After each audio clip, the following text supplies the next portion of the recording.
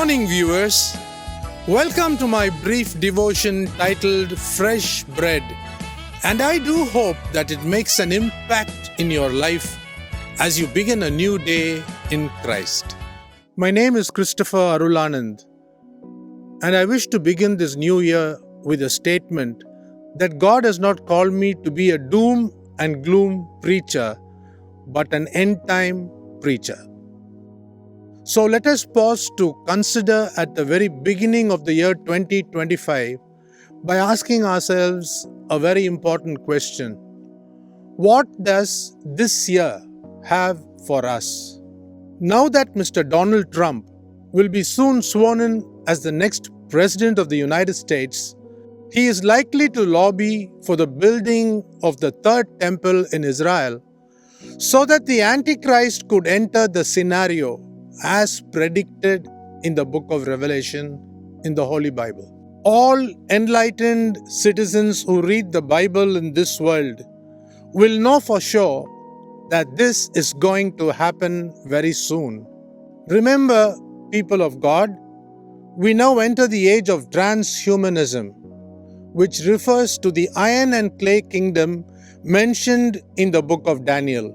This, we all know, is pioneered today by none other than Mr. Elon Musk.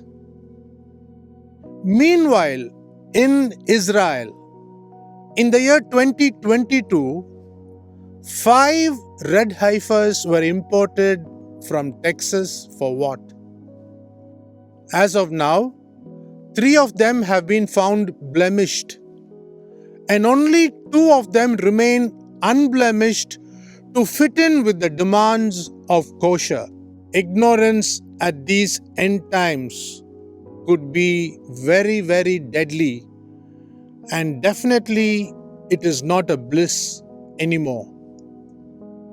The ashes of the 2 red heifers are viable for sacrifice, and it is mandatory to cleanse the people who begin to build the third temple and perform the daily sacrifices according to Daniel 9:27.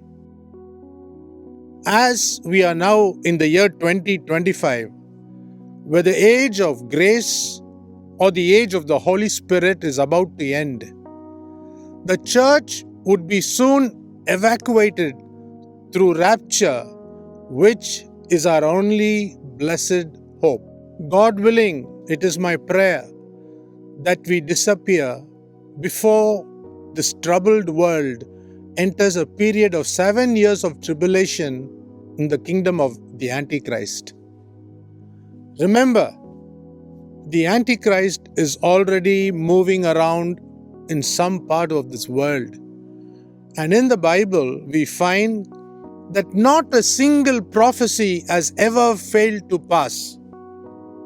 That's the Bible for you. Read Joshua chapter 21, verse 45. Just when the world's citizens feel peace and safety, the Bible says that sudden destruction will come like labor pains to a pregnant woman. Read 1 Thessalonians chapter 5, verse 3. Remember the advice of Jesus Christ before he ascended to heaven. He warned us to be alert at all times. Read the Gospel of Luke, chapter 21, verse 36. Jesus very emphatically has told us that there would be an escape during these times of trouble. So let us get ready to stand before the Son of God in the air for the Bema judgment, which is the award-giving ceremony for those who have escaped the tribulation.